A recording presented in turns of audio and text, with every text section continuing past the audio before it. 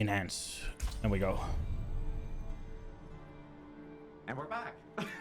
What happened to the awkward hello? You're supposed to go, hello. That's going to be my intro for everything. I'm technically not back. Wait. Well, you are technically back. I mean, you were in other streams and other times. Correct. I'm not back. I'm new. Oh, yes. Yes. Tim is new.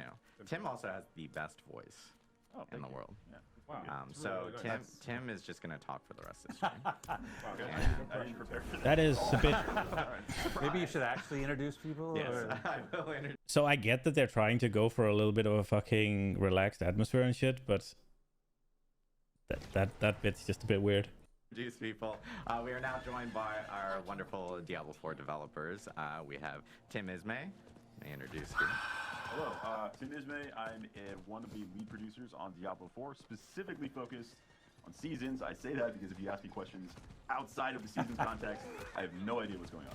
And you said plural. You said Wait, plural. there's more than one I- season. I'm trying to More build more than than one one. season. Yeah. There is more than one season. That's going to be, we're revealing Or that. that's job security right there. I'm actually just asking for it. Wait, I mean, we're that's supposed a to think about decent joke. jobs. I don't mind that one. That one's quite good. And we have Oh, a yeah. familiar face. Joey P. Yes, so before I'm just game director for the live service, and we're excited to talk about season 1 today, at last. But first, But first, Oh, but first, that's right. because Adam has built We can't- everything possible to we talk can't about start- except the season. right, We yeah. can never start talking about seasons until we talk about something else first. But there are cool things to actually talk about. correct. Are they a little low? You know, obviously, it's been a little over a month since Diablo 4's launched. It's only been a month. Okay. Well, if you include No, like, early but you're right. access. It is. Yeah. Like I always, the amount of feedback we get about like, hey, this thing, and you're like, it's been like 5 weeks. Like, Exactly. give us a second. Exactly. So It has been That's a such month, a a little fucking- bit more than a month. That's such a bad excuse. Like, oh, give us a bit. Dude, don't sell your game for $70 fucking and then tell me that fixes you can only do for season 2 and you haven't even announced season 1 yet. Like, no. Like, I don't like we asked for a gem tab or solution, right? And they're like, yeah, we want to give you a gem tab and we're gonna do it in season 2. By the way, we haven't even announced when season 1 starts, so sit tight, guys. No. Since Diablo 4 has wait, actually how did launched. you guys get a season done in 4 weeks? That's incredible. We started it well before the game launched. Ah, that's smart. Sure, we actually released it. We're extremely good at our job. Wait, so you I don't want to get in started the weeds, before the everybody. game I don't launched? want to get in the weeds, everybody, but like we did start before the game launched to make sure that we could actually release I thought you were just something. gonna say zombies are really easy to make, and so therefore it was. Yeah, Oh my obviously, God. that's what it is. Zombies? Also, people are saying that your mic is low, Mr. Joey P. My no. mic Yeah, is low. so Oh, it might I just don't be know. him that's I'll low put on then. hold. We'll fix that, I promise. Live broadcast. Oh, we might die here. I can project everybody. Yeah, That's he what's can- going to He take. can start screaming. Just scream at No, everybody. please don't. You haven't seen So I Joey P interrupted. So scream. you, Sorry. you're talking Sorry. about the 5 weeks. I was just shocked by the 5 week thing, but anyway. So Correct. yes, it's been so 5 weeks. obviously it's been 5 weeks since we launched. We've had numerous updates to the game. Get to the hotfixes, fucking patches. point. We actually had a campfire chat in between. Where we talked about even a big update that was coming before season 13 1. page. Yes, patch 13 notes? page. Which people are like, well, that must have been like 14 point font, double spaced. And I'm like, maybe it was. But it still was very big. It was like 11 pages. It went on the actual site. But we've addressed a lot of feedback and everything related to the game. We still have more feedback that we're actually going to be addressing. And I will say that later this afternoon, there is going to be another patch, climb patch, surprise, spoilers, or announcement. Later this week? We will have patch 104. That's going to be hitting all platforms later this afternoon. There will Later be, this afternoon, patch so notes, it's today, so posted it's this happening afternoon. now. Not Okay. as very much So we're gonna have to go look at that afterwards, I guess. not as chonky as 103, but it does address additional feedback and issues that people have been reporting over to us you in the got actual one? patch notes. Come on, put you on the spot. Funny enough, I actually have this printed out? I don't think you can say that 1.04 is coming this afternoon and not give an example of something we're fixing in 104. I know that they are actually doing a gameplay fix in regards to, or a gameplay adjustment to Helltide chests, so that Helltide chests will now actually drop unique items. Yeah, have the chance to drop unique items. But Yes. Sorry.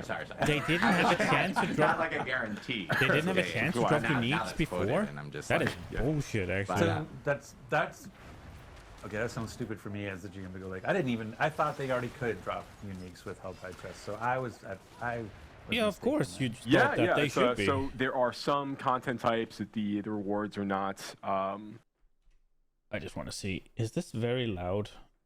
This or where is it? Because I'm not really. I can't see its full screen for me, and I only have 2 screens. It's like a peasant.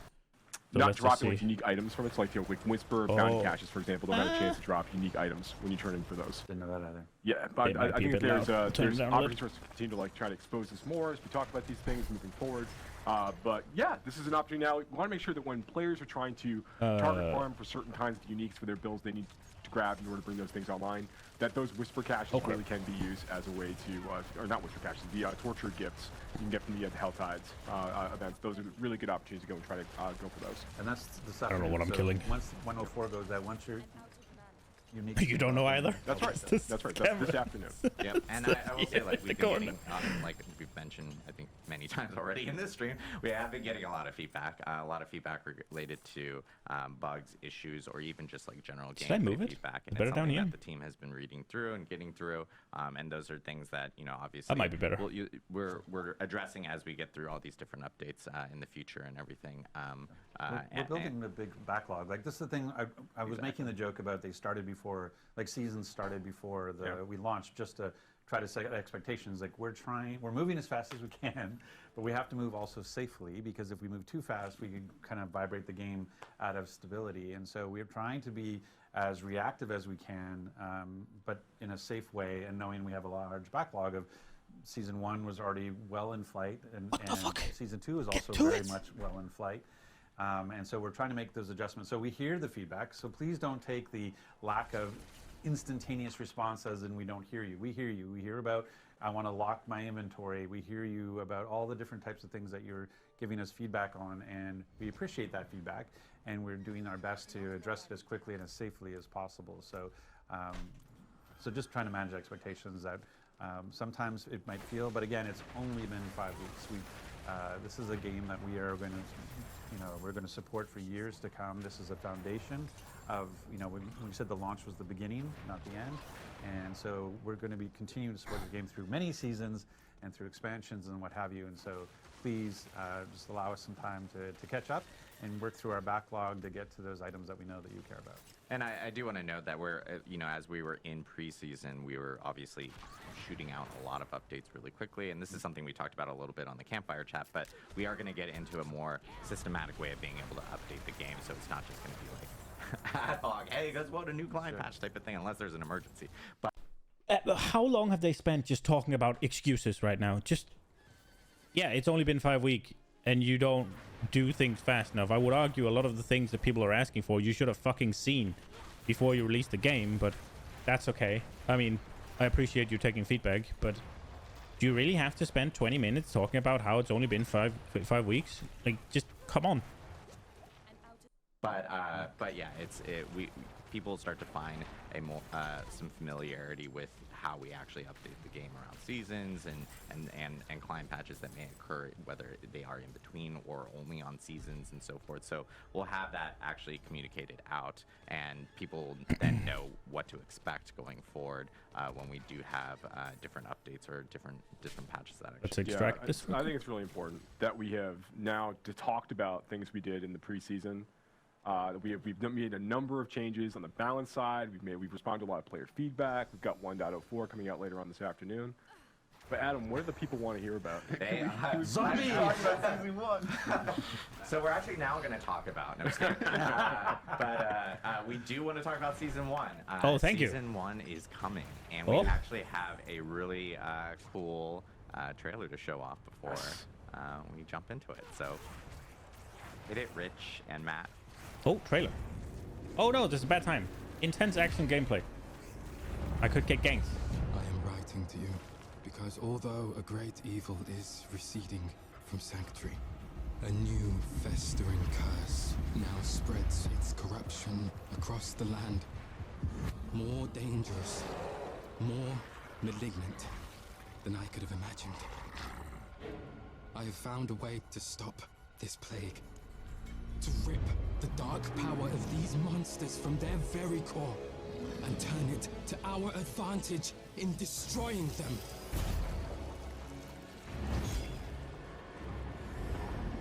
But I cannot do this alone. My allies have fallen. My strength is dwindling. The Malignant are relentless and without mercy. I need help. I need you.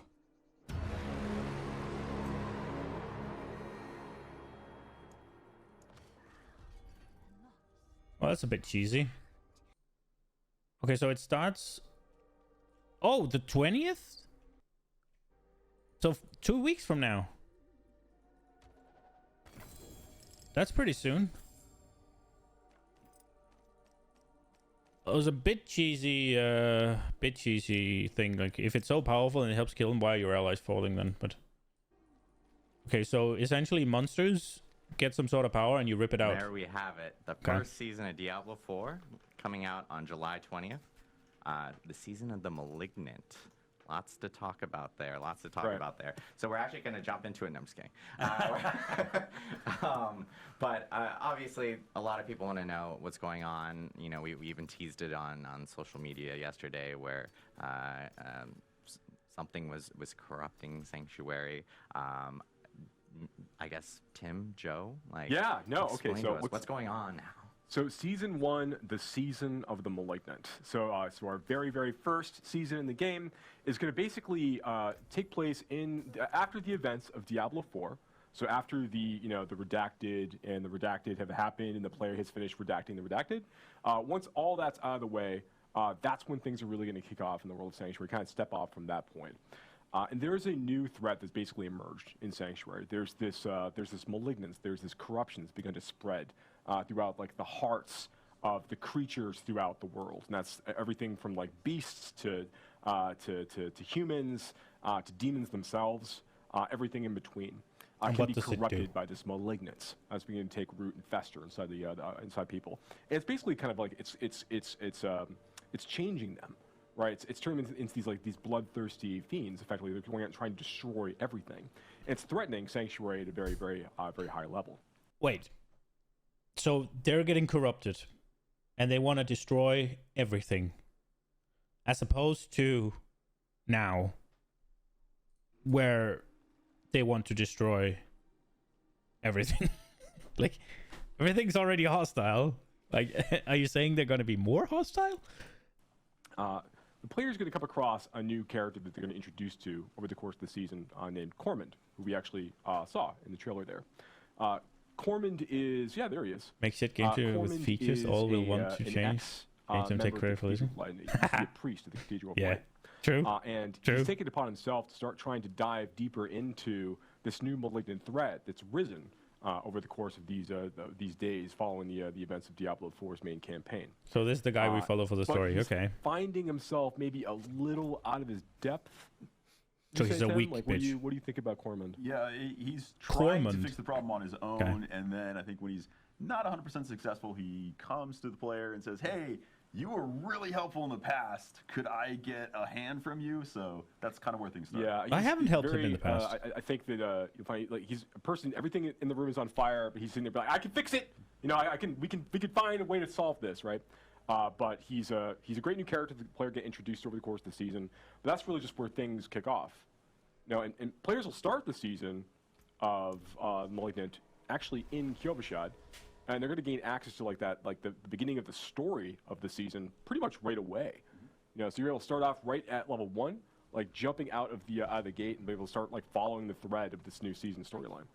And we're going to talk about the. Oh, so you skip the campaign and you go Kyovashad directly, and then you get started. Okay. We're going to get through the season information first. Yeah. Well, then when I know people are really curious about what happens to my current character, how do I think about that transition? But we'll get to that after we get through the season details. Yeah. Yeah, that's absolutely right. So that's the kind of like the high level, like what's happening in the world of Sanctuary. Theme, right? That's the theme. We have a seasonal theme with a seasonal story, but like what about the mechanic? Yes. On top of the theme, there's usually the seasonal mechanics. Yes, What's please. The mechanics that we're looking at? Double goblins? We're trying to add more stuff to seasons that appeal to everything that a player does in Diablo 4. So we are adding story, the elements of what you're going to find out about what is actually happening to Sanctuary, but then we want things that are new challenges for the player, things that you can fight that maybe you haven't fought before, as well as new powers, things that you can build your character in a different way, a different direction than maybe you did in any previous season, or in this case in the preseason when you had just the Eternal Realm. So hitting all of those notes, we're starting with a mechanic around the threat. So what is the threat? The Malignant. We've been talking about it a lot. Where does the Malignant actually show up? That actually shows up throughout the entire game. When you're playing in the world of Sanctuary, anytime you encounter any elite monster, there's a chance that it will spawn as a malignant version of that monster. So that malignant version is going to have these growths on it and some additional power. After you kill it, a heart will actually I want to see. Wait. Show me again. The elements of what you're going to find out about what is actually happening to Sanctuary, but then we want things. Go back. Everything in the room is on fire, but he's sitting there like, I can fix it. Oh, this is a bit too far back. We can find a way to solve this, right? But he's show me the gameplay again. Here. When you're playing in the world of Sanctuary, anytime you encounter any elite monster, there's a chance that it will spawn as a malignant. Can I get this quality up a bit, or what the fuck? Malignant version of that monster. So that malignant version is going to have just bubbles a bit and some additional power. After you kill it, a heart will actually appear, the exposed malignant heart that was causing this. If you then interact with that heart by using a cage of binding, it now starts a ritual where it's pulling all the malignants in, and a new, even more powerful version of that elite is spawned. Why would you want this? How does this help you? Well, if you can manage to beat that even more powerful version where you see these other minions are now helping it, these other malignant creatures, now it drops the caged heart. You've actually put all that malignant power into this cage that is an item that you can use that is kind of like a gem. It's like a gem in the sense that you can socket it into gear. What? It is very much not like a gem in the sense that it has an enormous amount of power. Think of a legendary item, the kind of power that's in there. It's like that, maybe even a little bit more than that. So you can take these malignant hearts, you can socket them into your jewelry, and that gives you these kind of stupid new broken builds that are hopefully balanced, but they are extremely powerful. So these are new options of how you can play the game. So this is not going to cost anything, Concho. Seasons are free, so you just have to make a seasonal character. If you buy Diablo 4, you get every season. It's not until expansions launch that it will cost you again. Seasons are free, expansions are paid for. Yeah, so this is really, really cool, right? So one of the things we really want to do with each season, to Tim's point, is we want to make sure that we're providing new ways for players to engage with Diablo 4, new problems for them to solve, new ways for them to customize their characters and kind of do new cool stuff. Right. And that's what. So essentially, what they're saying is we're gonna get to use, instead of having a gem here, we're gonna get to use one of those things as a gem probably. Ain't no fucking way that they are that powerful, and we get to use 1, 2, 3, 4, 5, 6, 7, 8, 9, 10. No fucking way. What Malignant Hearts and the powers associated with Malignant Hearts really allow us to do. So one of these things, so yes, you can take Malignant Hearts that you've managed to collect from one of the consumed that you managed to kill, one of these super malignant creatures that you've killed this way, and you can socket them into your gear. We have 32 new, I'm not going to say like over 30, we have 32 new malignant powers. You know Oh, exactly. let me see that. 32, he says.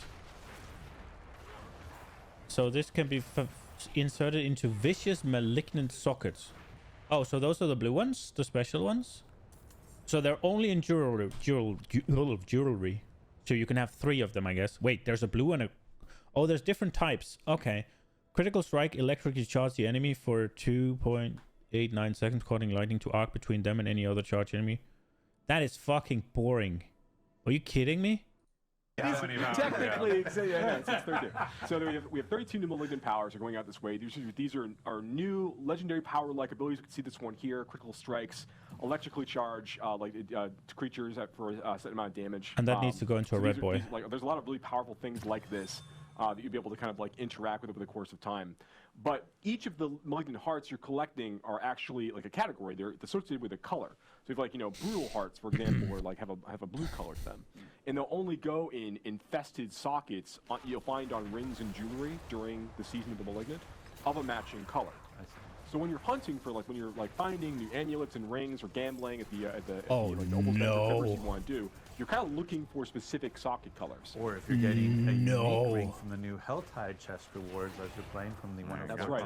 If you So not only do I have to hunt for vulnerable damage, critical strike damage, critical strike chance, and then whatever else, I now need to get that with the right colored socket. Fuck me. you happen to luck out and get Mother's Embrace because you need another Mother's Embrace, then, yes, you can absolutely. One will never do. Yeah, But what's interesting, with so there's 3 different types of color sockets, yes? There's 3 different types of colored sockets, but there's 4 different types of malignant hearts. Go on. Well, okay, I guess I will. So the last malignant heart type is called basically a raffle. It's an extremely powerful malignant heart type. They're very, very rare to find. They will fit in any colored socket as you go. And you kind of want a combination of all of these. So even though the wrathfuls are pretty strong, you're really only looking to probably have 1 or 2 of these based on what you might actually need for your build, over the course of time. So it's fun, you really want to be able to experiment with, again, creating these different problems for players to solve, different ways for players to engage with things, and really change up that experience by virtue of adding these new powers. They can unlock different builds potentially for classes, to Tim's point, and just basically be a really fun, exciting new way for players to kind of inject new power into the experience. How is arcing lightning between fucking monsters for no damage gonna enable new builds? But you're looking for so can the jeweler, when the jeweler right now can add a socket to, a piece of jewelry, Yeah. are they able to add colored sockets, or are those So only you can't found? choose the color, but anytime a ring would roll with a socket when the season of Malignant starts, it's always going to have a color associated with it. There's not you couldn't get just a regular jewel socket But anymore. even a jeweler created one? If I have a ring Yeah. with no socket, when I do the jeweler, it'll be colored? It'll always be colored. Yeah, so it'll you always do be the an jeweler, infested socket in this way. Got it. Yeah. And So no more skulls in rings, and so I'm losing armor. And I was correct. You have to fucking wow. So not only do you need to get a ring with the 3 stats at least to be good. You need critical hit chance. You need critical strike damage. You need vulnerable. Lucky on firewall, I don't need critical hit chance, so I only need to find crit, strike damage, and vulnerable, and then a third affix that is useful, and then I can roll the last one, and I have a useful ring. But now you have to also find a specific color socket for what you want to use. Fifan. But that's true for unique. So if I'm looking for a unique, I have a unique ring, like you talked about, but I want the blue version. I could find a unique with the red socket, and I could find it with a yellow socket. So I'm looking for a blue. So Yeah, there it might be. multiple versions of the uniques as well, right? Wait, so the uniques don't have a set one? Oh. That's correct. Yeah. Yeah. So yeah, fun new stuff to look forward to, and that's just, that's. Yeah, that we looks showed really in the fun. video earlier, the player fighting a malignant creature. There's a chance for, as Tim pointed out, there's a chance for all kinds of elites out there in the world to be malignant in nature, Right. which makes them a little bit more powerful. But then when you kill them and you go and you actually use the Cage of Binding to capture their heart, then you fight that super consume, the consume version. It's that's gonna be buffing nearby monsters. It spawns a bigger combat in that scene. There's more to look forward to, and those get tougher and tougher. And you want to fight higher and higher level versions of those in higher world tiers to get even better versions of those hearts. Yeah, so you can get stronger versions of the hearts as you get further into the game, and you might be thinking okay, does that mean the old, the crappy hearts that I got earlier, are those useless? You can actually break those down at the crafter as well to get a crafting material out of them that allows you to craft new items, including invokers. Yeah. So invokers are something that you can use a little bit further on once you finish the campaign of Season 1. You will unlock the ability to go and use these at a specific place called a malignant tunnel. So if you are By the way, trying to... that's also the name of my colonoscopy. Okay. There you go. And Fifan. It's a serious thing when you're over 50. this is you should know and that. this, That's and actually this a is good when point. That's a good point. mute So if you have a my- malignant tunnel, you should get yourself checked out. So Wow. in the world of Sanctuary, He just talked when about we his say malignant asshole. tunnel, we mean, hey, I'm a player and I actually want to get more of these hearts, but it's just a random chance on elites out in the world. Where can I intentionally find more of them? There are these malignant tunnels. So there are actually places across the world where the malignance is manifesting in these new dungeons. So if you specifically want to go find more malignant hearts, you can hunt down these tunnels. Yep. You can go in and, hey, there are more malignant there. So there's a higher chance of finding malignant monsters Oh, there. that'll cool. And if you want to guarantee it, man, I really need a very specific So it's just a dungeon that spawns randomly with the malignant thing, and it's called the malignant tunnel. Or is that what I'm reading? Is that what I'm? Is that what I'm? Is that what I'm learning? Type of malignant part. How do I make that even more likely? That's when you take your crafted invoker, you go all the way to the end of a malignant tunnel, and you can use it on a malignant outgrowth. When you use it on that outgrowth, it now spawns that specific type of malignant. It's going to have the color associated with it of the heart you're trying to find. Dude, their audio settings are a bit off. Listen how loud their gameplay is. I don't know, maybe I am as well, right? But they're a professional setup at least, right? Listen to the fucking their voices and the gameplay. I could barely hear what they're saying. Specific type of malignant part. How do I make that even more likely? That's when you take your crafted invoker, you go all the way to the end of a malignant tunnel, and you can use it on a malignant outgrowth. When you use it on that outgrowth, it now spawns that specific type of malignant. It's going to have the color associated with it of the heart you're trying to find. You kill that, and you're going to get the specific heart. So there's a little bit more targeted farming you can do as you approach the end game of. Okay, so you can target farm the. Go to the C video. Okay, so you can target farm the types. So if you need a specific one, you go to one of these dungeons that have proc this thing, and you clear the dungeon, and at the end there's an outgrowth, and it's going to spawn a thing, and that thing's going to be the color of whatever crafted item you decided to make. Oh, I didn't see that goblin. And then that's the... But then again, like, you're not guaranteed, but instead of having between 4 colors, you're only going to go between 1. Like, so chances should be better, I guess. Okay. We'll be able to show you the going into an evoker event where you can go in and sort of, which I've heard called the turkey baster from hell, basically, is what an evoker looks like. It does kind of, yes. Turkey baster There from wasn't the, hell. like art direction on it, but yeah. Oh, that looks that's where we cool. end up. So yeah, at the end of these malignant tunnels, you're going to find that there are these masses of malignants that you're going to be able to go and interact with. And each of the That's the tunnels one we has wanna watch. a few different ones that can potentially spawn different colors of malignant outgrowths that can spawn from those. So it gives you those opportunities to go and like really target farm, as Tim pointed out, like certain kinds of malignant hearts as the players progressing through the experience. Yeah. So when we show, like you were just showing it, what? Technical Yeah, show the issue. one you were just showing, because that was Okay. the invoker event. So basically, there's a growth. You get to There the you end of the tunnel. Yeah. There's a. You're able to set basically, essentially requesting a monster of a particular color. Yes, you're saying like, I want a blue heart, a chance to get a blue heart by trying to defeat the blue monster. Yes. That's right, and some of these are like, particularly later on in the experience, like the most powerful hearts you can get are going to be delivered from things like these invoker encounters that we're going to go and interact with. So yeah, something we're very excited about. So basically, they use an invoker on the one of the pods. That's right, yeah, the outgrowths from this malignant mass. Which then creates a blue monster for you to fight. You have to take that down, which will then. So does this one go through the same mechanic where I have to kill it, try to capture heart to kill Yeah, the harder thing? when this thing pops up, after you kill this one, you don't actually have to capture it. You're fighting the powerful version of it like immediately. That's what I was asking. Yeah, Okay. so you don't have to do the 1-2. That's right. So it's not the one to you That's just nice. So it's go kind of directly. like the sigil crafting, where you basically, I've got a bunch of stuff I'm not using right now. I can craft it down so that I can focus what malignant hearts I want. Because maybe my build, I know I want a brutal heart, but I haven't running into any blue malignants out there in the world. So now I can go into a malignant tunnel, fight my way to the end, have an opportunity to use the invoker to create a blue malignant to go after its heart. Yeah. That's right. That's right. Yeah. Ryder's called it out. And I know. That's all I'm here to do is summarize. That's good. He's like, I will take everything you said, summarize it into 2 sentences. And I know, like, obviously with the story and so forth, there are like new, like a new boss and so forth Yeah, associated there's new, but with we're it. not really talking about We're the not boss so much. redacted, but yes. It's worth calling out, Yeah, It yeah. is worth calling. There's new boss monster for players to fight over the course of the season. There are new legendary items for players to collect this season. Correct. There's yes. there's our legendary powers, I should say, for players to collect. There's new unique items for players to collect. Now those new unique legendaries and the unique uniques. Yeah, yeah. Thanks for that. Those are not just in the seasonal realm, though, right? Are those things that are also showing up in the eternal? That's right. Those will also show up in the Eternal Realm. So Exactly. yeah, if you're a player who's like really trying to continue to progress your character in the Eternal Realm, there's now a few new items for you to go try to hunt for, and you can kind of augment and change your build. This is the moment where I can do the producer thing.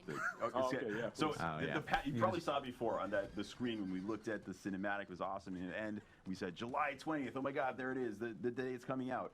we are actually putting out the patch a little bit earlier. So just for awareness, so everyone knows, you're going to see your game patching on July 18th. That is all of the stuff coming to you that is going to turn on July 20th. Balance changes, the new items. Yeah. Yeah. So July Okay. 18th So is balance actually changes come, anything but that shows up on the Eternal Realm is there right away. If you just want to continue playing the game as normal on your existing characters, or a new Eternal character if you want, July 18th, the new legendaries and uniques that they were just talking about will be available to you on the Eternal Realm. Oh, so you can go check them out. Improvements, balance changes, rewards changes that we've made, those will be there right away on July 18th.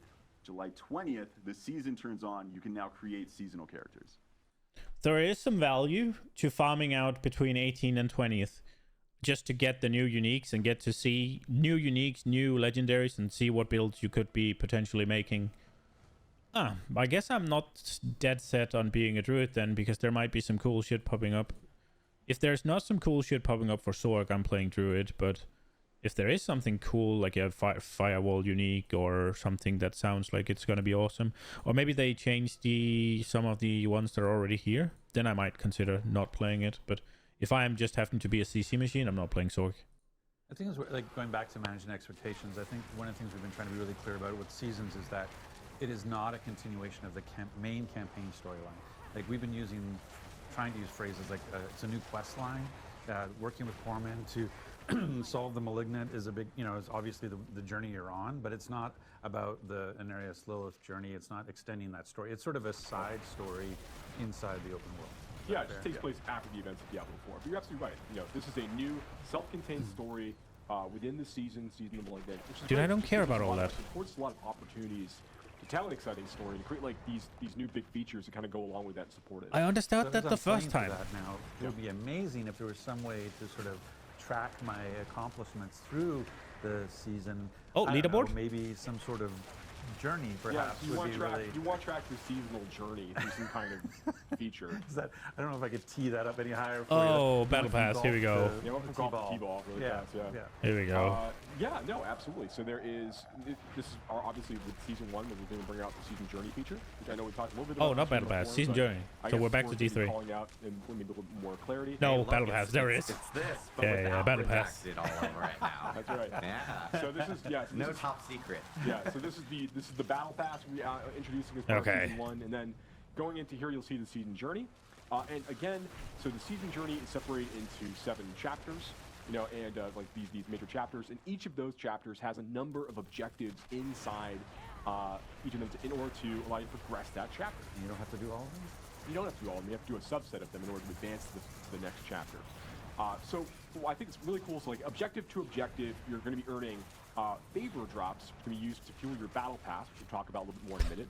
But you're also, for your chapter completion moments, you're getting big drops of that favor that's going to be used like an experience point value for your battle pass. But you're also going to be getting some like item rewards, and importantly, you're going to be unlocking new legendary aspects, ones that you can't normally get through the Codex of Power. Oh, okay, wait. Are those new or are they existing? I want to see. Here you'll see the Season Journey. And again, so the Season Journey is separated into 7 chapters. And like fuck all this. And each of those chapters has a number of objectives inside. Where is it? Each of them in order to allow you to progress that chapter. And you don't have to do all of them? You don't have to do all of them. You have to do a subset of them in order to advance to the next chapter. I regret. So, I think it's really cool. Here we So, go. like, Okay. objective to objective, So I get favor. You're going to be earning favor drops can be used to fuel your battle pass. And this is contingent number of herbs as well as jewelry. Also, Okay. for your chapter completion moments, you're getting big drops of that favor that's going to be used like an experience point value for your battle pass. But you're also going to be getting some like item rewards, and importantly, you're going to be Okay. Charge calls forth 4 ancients, also charge dealing 50% of normal damage. I have not played Barb, so I have no idea. Legendary aspects. Ones that you can't normally get. Poison Creeper active, also cast Landslide. And also many of our new legendary aspects we're adding in the season. If you're playing in the seasonal realm, show you the can rest. collect that for your Codex of Power by going to the Season Journey. So it's a great way for you to introduce yourself to some of these new things as you're kind of playing through.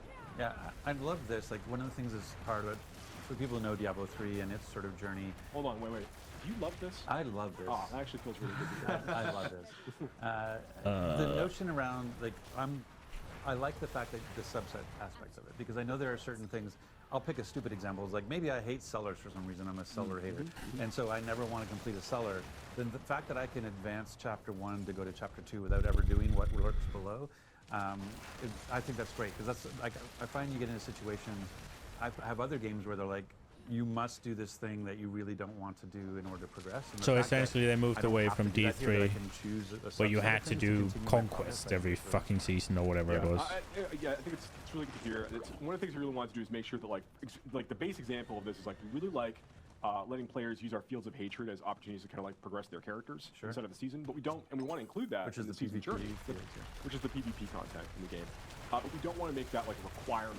You must go do this content in order to progress your season. But we want to give players the option to do this if they choose. One thing I do want to call out here as well with the season journey, and I think you're going to call it out in some other places, is that it can be confusing to players initially that you go to this battle pass screen, you click on the season journey button. Do I have to buy the battle pass to get this? No. Everyone has access to the season journey. This is a base feature that everybody is engaging with. Actually, everybody has access to the battle pass too. You're engaging with, even if you never pay a cent, you are engaging with the battle pass. You're getting free stuff. in the seasonal realm. In the seasonal realm, yes. Rod has always reminded me, in the seasonal realm, this stuff exists. There is no season journey if you're not in the season. That's very important. It only exists there. There's no battle pass if you're not in the season. Yeah, that's absolutely correct.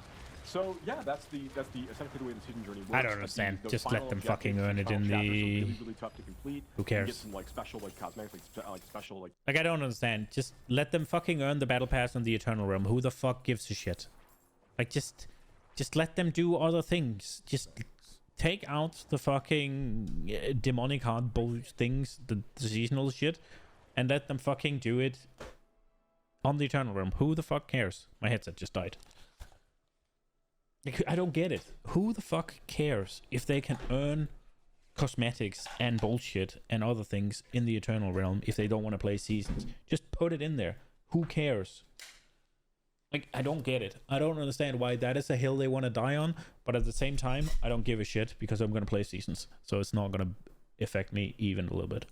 Title and things at the towards the end of that path. So we're excited to see players like engage with it and for us to continue to support it in future seasons. And so we saw that the season journey grants you a lot of favor to go towards your battle pass, but you also earn favor just out in the world killing stuff. And that's right. Anything that's like killing monsters, completing like whispers and dungeons and things, like all of these things will be earning you favor as you kind of play through the season. Right. So anything that's getting you experience points is a chance to give you that favor as well. So if you have never played the campaign yet, like you're about to buy. So everything you do out in the world also gives you favor. Even the more reason to just let them do it on the Eternal Realm. Like that, then they don't even have to change anything, really. They don't even have to add anything. Those do look cool though. I do like those armor types. That's gonna be cool. Buy the game for the first time with the season, for example. Right. I'll be like, okay, I'm gonna roll a seasonal character. I'm gonna play the campaign. The fact that I've gotten this horse while like I'm 50 playing times. the campaign, I'm killing stuff, and I'm still earning favor. Like this stuff is still sort of progressing in the background, right? In That's terms absolutely of, correct. I just won't run into any. I won't run into any malignant until I finish the campaign. That's absolutely right. But you will, as you play. Oh, you can't run into Malignant until you finish the campaign. So it's just objectively worse to do the campaign on seasonal. So even if you didn't want to skip, you now kind of have to skip, because otherwise you're just missing out on potential strength for your character during the season. That's not a good idea. I think that's bad. I get the problem if it's happening after the fucking... It's happening after all the, what's it called? I get the storyline problem, right? Because it's supposed to happen after Lilith and all that. But now you just made it so that it is a disadvantage to play the content that you spent so long creating. I don't think that's a good idea. I think if you pick the campaign, it should be just as viable as not picking the campaign. If at all possible, you can make it happen. And I think they just actively made it so that it's just the right thing to do is just hit that skip campaign. If you make a new character, to your point, Rod, on the seasonal realm, and you're playing through the campaign, you will be earning favor as you're killing monsters and doing things during the campaign. But a lot of those, and you can also progress your season journey, but some of those objectives might require you to go and interact with season features that aren't available until after you finish the events of the Diablo IV main campaign. And that's probably one of the big things to be clear about. I know we're going to talk about the transition later, but in terms of getting access to the mechanic, the idea of talking to Corman, capturing malignant hearts, having rings with colored socket or jewelry with colored sockets, that stuff all takes place post-campaign. That's And correct. so if you haven't beat the campaign yet, you're not going to run into these seasonal mechanics. Yeah, you won't fight malignant creatures, for example, while you're going through the I think that's a bad idea. campaign Correct, on the yeah. seasonal realm. You will shortly thereafter. So one of the things you can do, and I know we're going to talk about this, and we keep saying we're going to talk about this, and then we talk about it anyway. But like, so I would say, like, you know, one of the things you can do to get ready for the season is to make sure you finish your campaign playthrough. Diablo 4, jump in, you can choose to skip the campaign, and you make your new seasonal character, and dive right into the seasonal story and content immediately. And that's for everyone. What if I wanted to play the campaign though? I don't understand why you're limiting the already limited amount of content. It seems dumb. It's not gonna matter to me because I'll just not play the campaign. But I don't think that's like, I don't think you should incentivize it more than. But maybe I'm just off. I just don't see a point in making it so that the only right choice is to skip the campaign. I think you'd want people to play the campaign. More. That's one thing we tried to say is that once you complete the campaign on one character on your account, one character, one for every time. season moving forward, for any character you create moving forward, you can skip campaign and start off in Kyovashad level 1. Yeah, but now you have to. Now it's not a you know, can. Now you must, or you should. Is that the only Foreshadowing. thing that we can be doing to prepare Well, for we should get season to one? we should get to the battle pass. So the favor. So you have favor flowing because you're playing the game. You're playing the game because you're doing your season journey objectives. You're getting And even I more was of going it. to say you're getting more, and the favor is really flowing because I'm completing the season journey objectives, and so that favor is feeding into your progress on the battle pass. I don't care Whether about you've the battle pass. Chosen to just have the free battle pass, or whether you've chosen to upgrade it to a premium battle pass. Correct. That's absolutely correct. So can we go back to the screen? Because I think it's one of the things. What we highlight here is part of the thing is kind of we use the term. Why would I want to complete the battle pass? One of the reasons you would want to complete the battle pass is you could look like this. Yeah. And by completing the battle pass in terms of the mount armor, the armor that the characters Show are us what the seasonal blessings and are, so- please. Oh, that Do looks you want to talk cool. a little bit about Yeah, kind of I the mean, stuff? one of the things that's really cool about a lot of the items in the battle pass, there are these really exciting like armors to chase for the characters. There are like fun new emotes to go chase for different classes, and we have even things like the like what we're showing off here, like the Artisan's Tunic. We have some things. Give me content, not fucking cosmetics. Hello. Are like these. This is actually one of our free cosmetics. Actually, is this. The things are like a little bit lower fantasy that you can use to kind of like role play different kind of themes out for your characters. Just give you more. Oh, that's really options. cool. And we have like our bigger stuff like this. Like this is like the Awoken Cold Iron stuff. Is like some of like the like real chase armor cosmetics that exist at the end of the battle pass. It's one of the things that, like, if you notice either the role-playing armor, like the Artisan tunic, or the helmet, is that one of the big things about the battle pass is that unlike the shop, for the battle pass, all of the cosmetics are class agnostic. So we have a preview for all 5 classes, so you can see what it looks like on a barbarian, what it looks like on a druid, what it looks like on a necromancer, and those sorts of things. And that's one of the nice things about the battle pass is everything you're earning on the battle pass, class agnostic. Yeah, for those classes, for those transmogs. The exception is the transmog weapons. There are transmog weapons on there that are class specific, just because classes Can only only use certain specific, weapons. yeah. So if your class can equip that weapon, then you have access to it. Just to reinforce, I think it was already expressed, but there are lots of free things on the battle pass. If you pay to upgrade it to the premium battle pass, what you're gaining access to are a bunch of additional cosmetic things. Yeah, so there's a lot of shit free things, like the red shirt here. Let's see if I can find it. There's a lot of free things like this, right? A shit looking red shirt that looks weird on her. Like, what the hell is happening here? Or you can pay and get the good stuff. That's what they're saying. End of the battle pass. It's one of the things that, like, if you notice either the role playing for all 5 classes, so you can see what it looks like on a barbarian, what it looks like on a druid, what it looks like on a necromancer, and those sorts of things. And that's one of the nice things about the battle pass is everything you're earning on the battle pass. One of the nice things about the battle pass is that you get to make money every The season. exception is the transmog weapons. There are And I get transmog it, weapons on but there give me content. that are class specific, just because classes Can only only use certain specific, weapons. yeah. So if your class can equip that weapon, then you have access to it. Just to reinforce, I think it was already expressed, but there are lots of free things on the battle pass. If you pay to upgrade it to the premium battle pass, what you're gaining access to are It's the a good bunch of stuff. additional cosmetic things. Yeah. So the only thing you're getting access to by paying is that additional cosmetic unlock. So there's really, really cool stuff, some on the early end, and then especially on the tail end of it, that's what you're buying into. But the free version... Keep going. I'm getting ready to transition. Okay. The free version I know where I want to go after you. still has some very cool unlocks, and anything related to... Well, you wanted to talk more about blessings, right? Well, that's what they're saying with the free side. Like, so we were saying there's 27 free tiers in the Battle Pass, and part of those 27 free tiers are smoldering ashes that you can get based on the level you are in the game. What the fuck is happening to their sound? And what do those smoldering ashes get you? So these smoldering ashes the player will collect in the battle pass are, as you called out, like they're on the free track of the battle pass. You need to be you have a character of a certain level in order to be able to actually use them. They're kind of like they're rate limited that way. You'll take those and you'll be able to use those and apply them to the seasonal blessings system. Right. And here, okay, we can actually finally reveal all of these. So. Okay, let's see. Oh, they're gonna say Here are it. the places where, as the player's collecting these Boost ashes, XP earned from monster kills. Boost the amount of gold earned from vendor sales. Boost the chance to get rare materials from sellers. Duration of elixirs. Boost the chance of powerful hard drops. Of all elixirs that you're using over the course of the season. Right, and you can looks like I'm assuming that I don't know if it's linear or not, but if I would assume it was linear, I can do it 4 times at 15%, so like 60% duration on elixirs. In terms of that particular the earn or prolonging. That's right. Yeah, we want to make this just be an extra little fun little thing for players to chase as they're going through the season to kind of help them like boost their characters a little bit more quickly as they kind of get deeper and deeper into progression to the season, and give them a few different advantages to play with while they're playing through. So if I were to max out with my smoldering ashes, there like earn or prolonging is where I want to invest my smoldering ashes.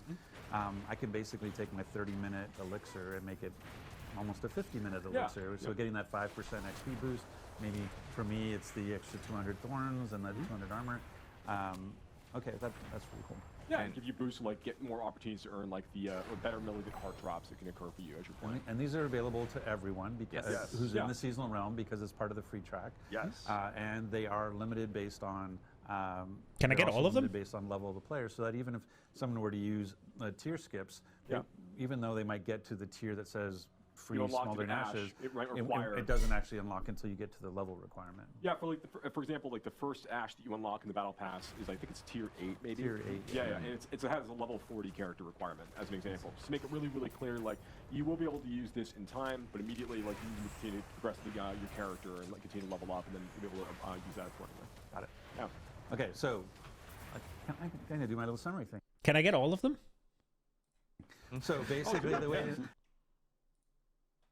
Did they say? Did I miss it? So what we said, so we have a seasonal theme of the Malignant, which has the mechanic of capturing Malignant hearts and putting it into jewelry. We use that to complete our season's journey. Our season journey is rewarding us favor. Our favor we're then putting into the battle pass the really cool cosmetics and transmogs, but also based on our level and our tier in the battle pass, we'll get smoldering ashes. We can use those smoldering ashes to apply a season's blessing, which allows us to use those urns and get sort of perks for during just this season that we've unlocked. That's correct. So the free person's experience, you never want to pay a cent. You are still getting a lot of power out of the season journey and the free aspect, the free unlocks on the battle pass. So this is kind of an increase in power for everybody. And then if you want to spend money, just reinforcing that, that's unlocking more cosmetics. Yeah. And don't get me wrong, like they're amazing cosmetics. I am planning to pay to unlock them myself. But there's no power that comes from them. They are transmogs. Dude, he's not gonna pay. He's a Blizzard employee. He gets it for free. Transmog you can place on your armor to look cool. They don't actually cause things to light on fire. Yeah, it's just reinforcing what we had talked about before, like even before launch and so forth, is that the battle pass itself, anything that if you do pay for a battle pass, all the paid items are going to be cosmetics and for you, it's no pay for power. And if you bought the deluxe or the ultimate edition, this you already will have a ability to make that a premium battle pass. It still doesn't. So that's great for them. So then let's talk a little bit about the transitional side of it. In terms of how I go into this or what happens. So there's a couple of different things. There's like, one is like there's a need. So there's a question. I guess we should talk about renown. Like one of the big things that we hear the most about is, hey, is there no I spent a lot content? of time, and I know I did too. I completed all my renown objectives. I've got full everything. And now I hear, oh, I have to re-roll my character in season. Do I have to go find all the altars of Lilith? Do I have to go all clear the fog of war again? Yeah, so I know we've talked about this in stream before, but it definitely bears repeating. So like when season 1 goes live, players are going to be able to go basically carry over like all of the fog of war that they've cleared. So everything, all the world they've explored on their characters in each of the zones, like in the Fractured Peaks and Scotsland and such.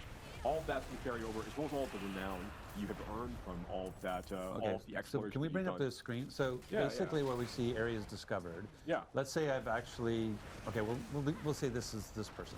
Yeah. So right now they've got 30 areas discovered, which is worth 150 renown. Right. So what's going to happen is in the season, I'm going to have 30 areas clear inside of Kyrgyzstan, and I will have 150 renown already in the bank. And it will have unlocked whatever 150 renown will have unlocked. Absolutely right. Yep, absolutely right. So you're gonna have that, and you're also gonna have already collected all of your altars of Lilith that you've got from your. So the same thing here. So I will have 12 will be appearing on my map immediately, and I will have 120 renown in the bank with my other 100. So I'll have 270 renown already earned, waiting for me to claim when I fire up the season. That's absolutely correct. So these are the advantages you get to start with. And like, if you look at like all the renown you can collect from discovering all of the areas and from getting all of your altars of Lilith, it's going to get you in each of the zones, basically through the first 2 tiers, a little with a way through the 3rd tier for each of the zones for renown. So you get to start with, like, if you start at level 1 on day 1 of the new season with a brand new character, you'll start, and you've done all of this work with your previous characters and previous playthroughs. You'll have 5 skill points to play with, and then 5 extra potion charges. So you'll be sitting at 9 potion charges. At level 1, you'll have 5 skill points and 9 potions ready to go. Absolutely. Just claim those things down, you're good to go for the season. And your map reveal. And your map. And your map. So that goes back to what Tim was teeing up earlier. When we think about, hey, I'm excited about the season, I want to prepare for it. I've got, what is it? This is the 6th today? Today's the 6th. Okay, Yes. so I have 14 days. 14 days. 2 weeks. What should I be doing in the next 2 weeks? ago. You know, so one was I better get the campaign done because I really want to complete the campaign. Fight the malignant. But now, like, if you had places to go to, like, dig deep on clearing the fog and dig deep on finding the altars, because those are going to carry into the season. Yeah, all that stuff will carry over with you. Okay, so then Tim, how do I think about? I've got 5, 6 alts, you know, my characters right now in the Eternal Realm. We're talking about carrying over progress based on your. How do I ensure that the progress, like the most progress character, it actually impacts my seasonal character? Like, Yeah, Tim, tell us. It's a great question. For various technical implementation reasons, we do actually need you to log in on existing characters to kind of self-migrate some of your data with this. So this is something that we implemented based on player feedback that we got. So we put it in as quickly as we could. It is in for season 1, but what we need you to do, once season 1 comes out, actually once the patch comes out, you don't even have to wait until July 20th. You can do this on July 18th, which is when the patch goes live. You should log in with characters that have the most progress. If you have a single character you played, or if you have one character that, hey, on this one character I unlocked all the altars and cleared all the fog of war, awesome. You just have to log in with that person. When you log in with that character, all of that progress is going to be propagated across your entire account. It'll be saved as, hey, this is just unlocked for your whole account now. At that point, any character you log on, either one of your existing alts or any new character you make in seasons, will now have all of that progress. So you have to do it once, but after you've done that, it is now saved to your account. And just to reinforce, the experience you're going to have if you have unlocked all of these things, it takes a little bit of work, but if you've unlocked all of that, when you start that new seasonal character, wow, is that a lot of power. You are going to level pretty fast, because extra 5 skill points, extra 5 potions, you are ridiculously overpowered when you first start playing. Like, that is a lot of extra power. It will accelerate you a little bit as you start. And because that is a big caveat, like, we will be reminding everyone. I'm going to be, like, literally screaming it from the rooftops. I know we will be posting it in our patch notes on that come out for the patch on the 18th, just to remind people that, yes, log into your characters beforehand. Even if you log in, like, if you jump into the season later on, you can log into those characters with the most amount of progress. Well, that's that's the 2 things we should, because there'll probably be questions. But one is, I don't do that for whatever. I go on vacation. I'm not playing. I come back. The season started. I can still log in my Eternal Realm character and have all that progress brought to the season. Yes. Yes. Even after the season started. So it's not like, you that's only have nice. 18 to 20 Exactly. to get it those 2 days. It's there forever. Functionally, from this point forward, anytime you ever log in on a character, it will just check like, hey, does this character have any progress that's not already credited on your account? Cool, I'm now crediting it to your account. Right. And so That's nice. And that's for the seasonal. So if I think about the Eternal Realm, like for example, my Necromancer has everything. I've got the full bar on renown on all 5. Not humble bragging. That's a point of fact. Humble bragging. Yeah, Not humble bragging. absolutely. So for the next 5 minutes, we're going to talk about So this. let's talk about how good my Necromancer is. No, what all I'm saying is I have a Sork that has not had the same level of progress in the world. So after the 18th, when I log in my Necro and all that progress gets put to my account, when I go to log in my Sork next, even on the Eternal Realm, my Sork will now have all the progress that my Necro has. Correct. Absolutely. That's exactly right. So that's Let's coming say, the like, 18th. just to dive really deep into Or is that coming Let's say today? you've got, I know, you've got 2 different we should do some characters. sort of You've dev got- stream where we can talk and go deep. That's true, actually, yeah. So let's say you've got like Doesn't two characters matter. you play. Like one who's done everything in the Fractured Peaks, has uncovered everything in the Fractured Peaks, and has uncovered like all. Is the there no alternate levels. content? You get Like, another character who's gotten everything in Scott's. Where's my greater Like rifts? all the field, the fog of war has found all the Lilith. If I log in on my Fractured Peaks character, and just by doing that, all of that credit will now be transferred to my Skosglen character. When I log into my Skosglen character, all of that credit will be applied to my Fractured Peaks characters. At that point, all of the credit of the progress I made on either of those characters has been propagated to the entirety of my account. Right. So it becomes an and. It's not just like it's and. It's not like the one account that has the most stuff and then I want to log into that one. No, you want to log into every account that might have like tons of progress that they've made in different directions. Right. And I think to just again, hey, let's talk about managing expectations. Some of you might be saying like, wow, that sounds a little clunky. And I think the point that Tim was trying to make was, hey, prior to season 1, we had actually talked about that you wouldn't have any renown progress carryover. You would have to go find the altars of Lilith. You would have to go clear the fog of war.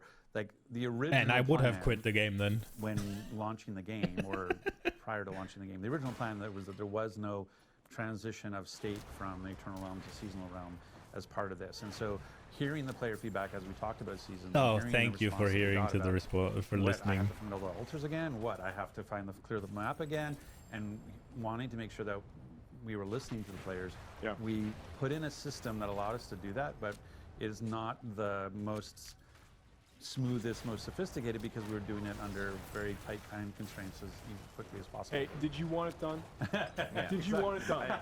The answer is I'm yes. just you want it saying. done. I'm just saying. Like that wasn't the design from the start was not to do this. Right. Log in a character on the 18th and make it happen. Yeah. That's what Yeah, we so had you to do made to make him- it happen for season 1. So you made a bad decision, you made a mistake, and you listened to feedback. That's great.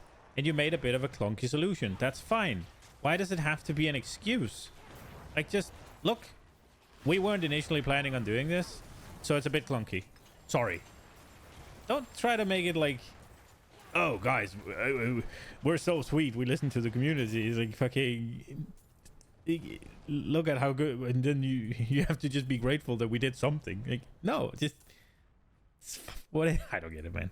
And this was Maybe this I'm- was maybe based I'm off of, wrong. obviously player feedback that we had gotten Yeah. since launch. So this is us implementing it quickly to address the feedback that you guys have been giving. Yeah. And then on top of that, I like a huge shout out to our engineers for getting this all implemented before Much we like- actually jump into the season. Much like So- the Nightmare Dungeon teleport. Exactly. Like miracles can happen and very quickly. So A lot of these actually end up with us going to an engineer and asking how long it would take to do it. And the first answer is to do it right. First And answer that's is they very big cry. number. Yeah. And then there's like, okay, well, what about to make it work right now? And always, if you told me you wanted to do this X months ago, I could have done it way easier because we implemented it completely differently. So, yeah, we make it work, but sometimes the fact that you have to log in to get the progress propagated, we would have made it a smoother version if we knew months ago. Yeah, but look, that's Zoom fine. in on me.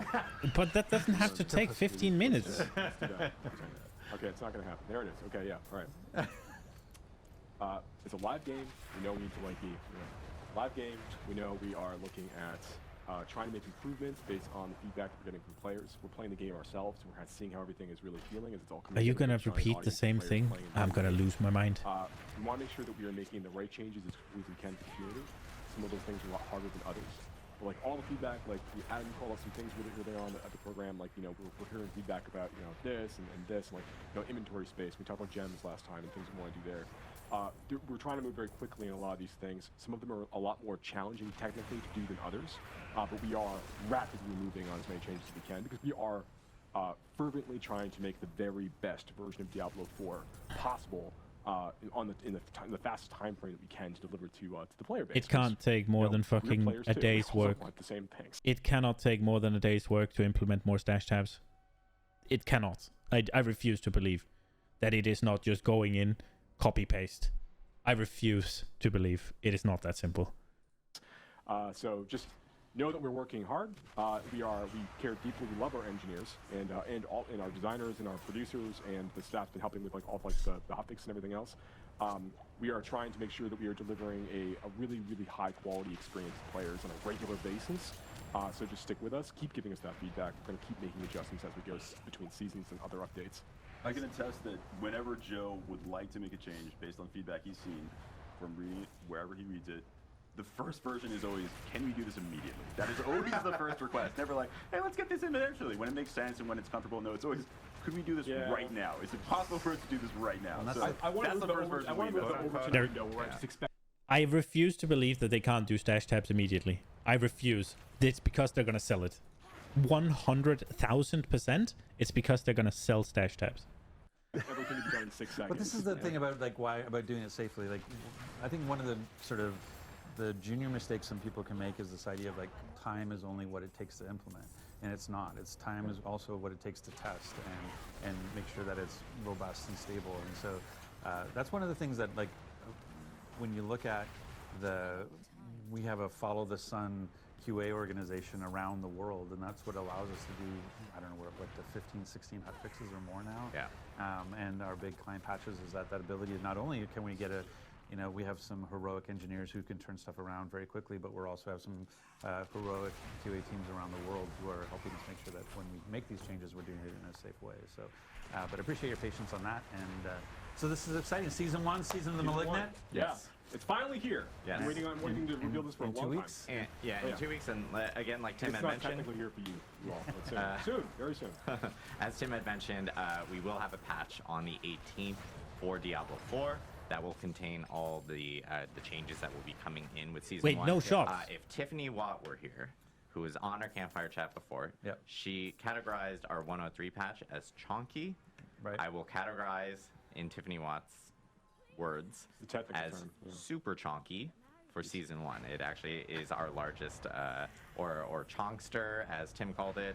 I think we were chonkers. So we're gonna pull up the Wikipedia entry and actually go through it, the history of chonkers. But yeah, it is very big. So we will have notes up. That's for what that. she said. And again, players can prepare for Season 1 by completing the campaign for sure. Doing the campaign, and making clear the sure, fog of war. clear fog of war, discover the map, and of course, get all your altars. So lots to come for Diablo 4. And then again, we also have just more improvements that will be in that patch. What class No, balance there's changes still- to there's bug still fixes 15 minutes. to There has you to be name more. it. I can There's go no on. shot. This is it. There's even some reward changes coming for some Nightmare and Helltide related activities as well, some endgame activities, because I've been hearing some feedback regarding like, hey, it would be great if we can get like maybe better rewards with some of these activities, and so I know some of those changes are coming in that actual update as well. But I know we want to do Q&A. We do? Yeah. And this is a live stream, by the way. Yeah. No, it's cute. There's no shot. There's no content. They added no content. So I know we get sometimes people are like, I don't know if this is live. No, this is totally live. So we're actually going to No be endgame bringing content? we're actually going to kick off Rod because we're done with them. No, I'm just kidding. It's Rod just is gonna be actually- I'm Nightmare actually gonna go and sigils? annoy you from the side. I know. No. It's just gonna be nightmare sigils, and then whatever those malignant tunnels are, which is just go to an infested dungeon.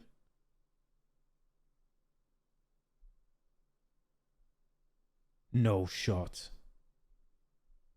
There's no way. Is that no shot? That's your That's it? Have I missed something? There's no way. It's just nightmare sigils again? Really? There's no way.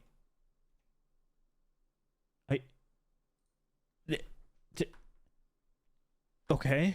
It's the worst. Rod's going to jump over here. We're actually going to bring back in Chris and Ryan from the Immortal team. No. Who will be jumping in here. I think you're supposed to open that chair. I didn't do my yeah. job. I didn't do my job. Rod had one job and failed to do it. I failed to open the chair. So we're going to bring these guys in. I know we have questions queued up from different people in Twitch chat. So if you guys have questions, of course, feel free to drop in questions and This is everything. not quite in. We need to switch through. Oh, I need to scooch too Scooch a because I little think bit over. I'm Yeah, I think like, we scooch a little bit more. live television. We're scooching live. And we're scooching last scooching. So here's the problem. We also the Like all production kinds of team hates cables me. beneath us and stuff. I want to give a shout out to our production group behind here because I literally go like, oh, we're only gonna have like 2 people, and then we continue to add people, and then Rod wanted to be in it yesterday. So now suddenly we're up to like 20 people, and this room can't hold this many people. So You're I 5. apologize. you're They not, are okay. angels, and they deal with me. But we do have some questions, and I will be kind of going back and forth in between both of them. But we do. Oh, perfect. We do have some questions up here. Someone's also calling me, which is awful at this time. Any updates? Oh, yes, please. Quick question. Any updates around, this is for D4 specifically, any updates around respecting characters? Yeah, so right now I think that there's a few different concerns in terms of the community. There's the general cost of respecting characters, and then there is at various stages of the game. And then there is the actual experience of respecting a character, particularly when you're deeper into the Paragon system. Like that takes a lot of effort. Yes. So we have longer-term plans on the user experience side, like on the menu side. Things we want to do to improve the flow of allowing players to respect their characters. These are things we're actively investigating. We have designs for things we're looking to add into seasons in the future, but we don't have a date that we're committing to today for that. In terms of the actual price of that, we're evaluating things on like the gold economy. We're taking a look at like what players are doing on a regular basis. We're not making any fundamental structural changes to today at this time, but we're satisfied with where things feel like in the 150. One thing that we'll be adding though is as part of seasons, there's now a new reward that you can collect as you're going through the season journey at the end of each season, called the Scroll of Amnesia. Which once you collect a Scroll of Amnesia, you can use that one time to basically reset the entirety of a character all in one go for no gold cost at all. So these are gonna be like pretty fun things to bring back with you to the Eternal Realm if you want to use for future playthroughs or for that character or another character. So we want to make sure that we're like slowly adding a few of these as the players progress into the experience, kind of make that a little bit easier for players to go. And that Scroll of Amnesia is everything. It's all your skills, It's all all your skills, all your Paragons, Paragons, everything yeah. goes to 0. Yeah. Can I have that for the Paragon tree? Just a button? And I'll just pay the 50 million gold you want me to pay for it? Can I have that? Just give me a button of amnesia for the Paragon, please. Just Paragon button of amnesia. Just give me that, and I'll pay the gold cost. Awesome. For Immortal, we have a question from, I'm reading everyone's name, 8 Miles West. How much will the Blood Knight cost? I know we covered this early on, but if you guys want to reiterate. The Blood Knight will cost nothing. The Blood Knight is free. It's free. So if you're a new Immortal player, or you're a existing Immortal player, you can literally jump in. Yeah, the Blood Knight might be free, but getting the gems for it is going to cost you $25,000. Start playing the Blood Knight on day 1, which is on July 13th. So, and of course, you can play through the campaign, and we had mentioned that has essentially custom VO and everything associated with it. That's right. For D4, I should be more prepared with these. That's usually that's a usually- safe statement all the time. Is you should be more We have prepared. Rod judging me off screen right here, and I'm just like, awesome. Little side story real quick. So we have a thing in design called design armor, where like as you're about to like talk about an idea with something, you're like, this might be a really bad idea, but and that's you putting up your shield saying, this is my design armor. Saying, I know that this might be really, really bad, but we're talking about it anyway. So yes, I should probably be more prepared, but here we go. That's your design armor. Question from Fig Larna. You committed to saying the names. I know I did. We don't want anyone to suggest that these are not real questions. Yeah, from Fig Larna. Will seasonal mechanics be added to the Eternal Realm after the season ends? I think that's something we didn't actually clarify fairly well. That is a great question that actually gets asked internally as well a lot. Like, hey, this is awesome. Are we going to keep it around forever? Initially, no. Like, initially, the version of the melee mechanics that you're seeing are not planned to show up in the Eternal Realm. However, we are reserving the right as developers that if we see something cool and we think, wow, this is just fantastic, this should just be part of the game, that we will just make it part of the game. So it is absolutely an option. Some mechanics you might see in future seasons might be that way right away. We might be planning that, hey, this will show up in the Eternal Realm right away. Others will evaluate them as we play them and then see if this is working really well. This is something that we want to integrate with the Eternal version of the game. Yeah, I want to stay on this just one. Why would you not just put everything on the Eternal Realm? Isn't the point of the Eternal Realm to make something that's absolutely batshit broken that just destroys everything? Isn't that why people like Eternal Realm? Because they can just roll over anything? But maybe I'm wrong. 1 second longer. That's not to suggest that we're not going to be, as part of seasons, intentionally using those update opportunities to create content for the base game, like stuff that will persist beyond the end of the season. But we really do want to hone in on the idea that we're like, Malignant Hearts are very But where is powerful, that content? as we talked about before. They're really, really cool. They're very exciting.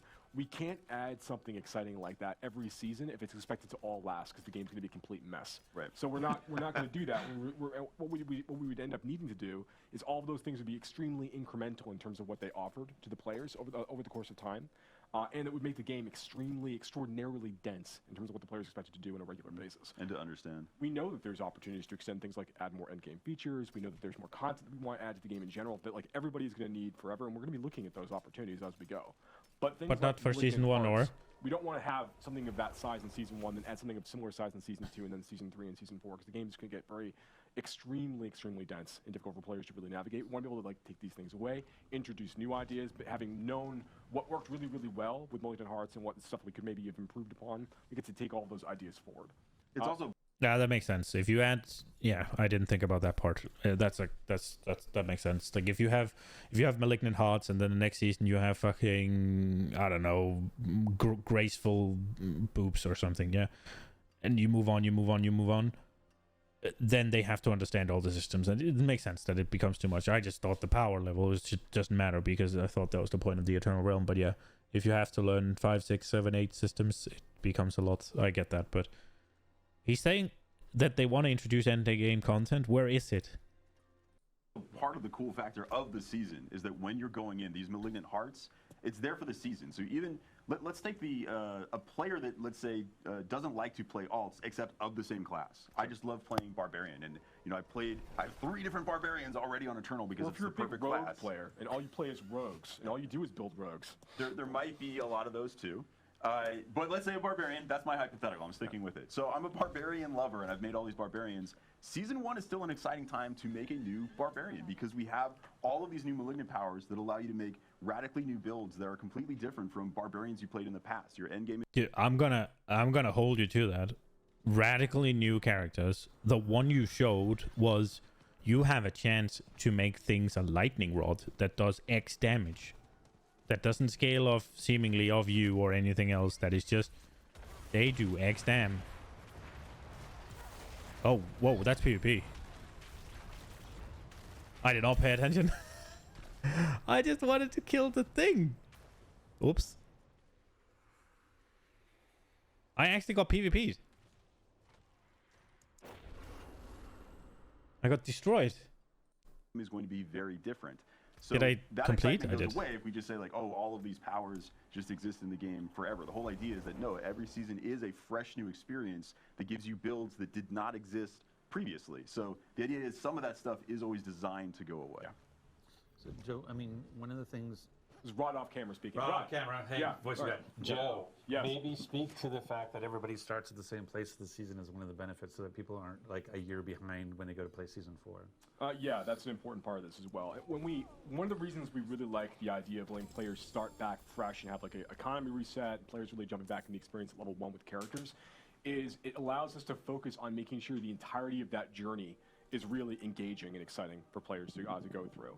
And we want to make sure, like by the end of the first session, for example, like you're getting exposed to like the new features and content available that we're introducing in that season. What content? Everything feels like it's balanced in such a way that players can really enjoy the new things that we're adding in the way that they're kind of intelligently mixed with the rest of the features in the game itself. So that we think that experience is part of what makes a Diablo game anyway is like making a new character, you know, getting those item drops, like building up towards the end. With regards to like the way that we decided to conduct our efforts in seasons for Diablo 4, we think this is a really like the prime example of the way that we can make this work. But I wanted you to hit on the point, the fact that if somebody buys the game, yeah, they're not like fundamentally behind. yeah, if somebody, before. look, I'm gonna mess with the camera people. Can you? Yeah. You can't even do it, can you? You can't even get there. All we can do is I can just have my talking. Oh, hey, what's going on? The notion of the thing that we're talking about is that we want, again, the game is a live service. The game's gonna live for years. We want somebody who buys the game a year from now to not feel like they're a year behind when it comes to. So one of the benefits of seasons is, in season 4, on day 1, you and I are both level 1. I bought it that day. You have owned the game for a year. We're in the same place. We can play together and have fun together. And so as opposed to everybody from this moment on is now falling behind, seasons allows us to have that fresh start for everybody, right? Yeah, that's actually, I could have put it better myself. That serves as a really good opportunity for us to make sure the players have a starting point together when you want to come in a little bit later into the game experience. If you've taken a season or 2 off because something else came out, you know, we want to make sure that it feels like, yeah, whenever you, the most important thing for us in seasons, like kind of going off script in a different way now, is that like, when you're playing seasons and you're playing Diablo 4, you're having a great time. And when you've reached all the goals and done the things you think are really important, and you want to go like take a break to go play something else for a while, that's fine. Yeah, that's fine. We do the same thing. You don't fall behind. But when a season rolls and there's new things for you to come check out, that's a great time to come back. Particularly if you had a good time playing before. That's exactly when you should come back and check out Diablo 4 fresh. Okay, I'm out. Sorry. Yeah, I'll be honest. When the next WoW expansion comes out, there's a non-zero chance that I'm going to play WoW for a while. But it's great to know there's a point that I can come back to Diablo 4 and everybody's on an even footing. Yeah. Question here from Jeffrey Allen, and didn't specify the D4 or DI, so I'm actually going to ask both because I think this is relevant to both. Also, Why do you have a new mic? I actually don't know. But yeah. 2 mics, guys. I'm very. I'm too mic Adam. I'm too mic Adam. You have me in stereo. Can you say which cosmetics will be transferring between characters? So for instance, like for Diablo Immortal, we'll ask this specifically for Diablo Immortal, and then we'll talk about Diablo 4. But in regards to transferring cosmetics, like if you ended up buying a cosmetic in Diablo Immortal, does that actually also appear in the Blood Knight? So cosmetics purchased prior to the Blood Knight's release will not be retroactive. However, the what is the Mother's Lament set? Hatred's Heritage. Hatred's Heritage will be available for the Blood Knight. Oh, nice. Okay, cool. So going forward, there will be now new cosmetics available for the Blood Knight, just as they are for all the other classes in Immortal. And then I guess for D4, will cosmetics be transferring to seasons, and will they need to be reobtained? I know this was like a question that we get a lot from people in regards to transmogs. Well, I guess Stampo cares. Who else? Stuff, how I don't does know. that work between characters from It does Eternal not transfer. Just move on.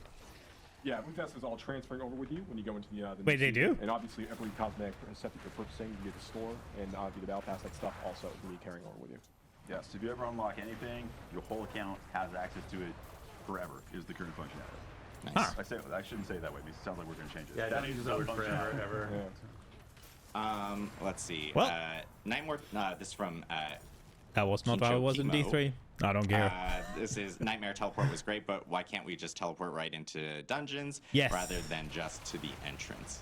So this one I think is interesting because Nightmare, we obviously incorporated the teleport here in 103. It was another thing that we had talked about where it was community feedback that we had gotten, and the team jumped on it really quickly to implement it in a specific way. We have been seeing a lot of feedback in regards to players having to teleport outside of dungeons and kind of go through like a couple load screens.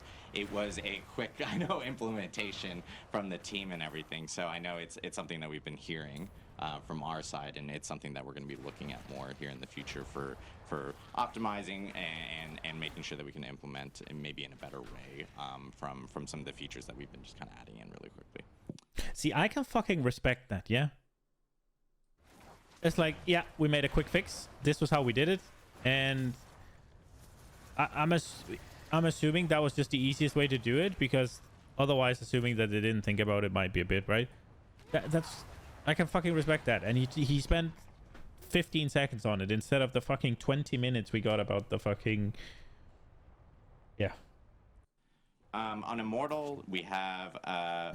Was there some sort of Castlevania inspiration with the Blood Knight? Looking very, very similar to some popular characters from that franchise. Very pretty vampire-ish people, but not vampires. I think we discovered Adam's kink, by the way. We can turn off Rod's mic now, so that's all we need to do. But yeah, was there any inspiration kind of thrown with the Blood Knight? I think, you know, when you're working with a tropic idea in fantasy, like vampires, you know, you take inspiration from all over. The spear thing puts us in mind of Vlad the Impaler.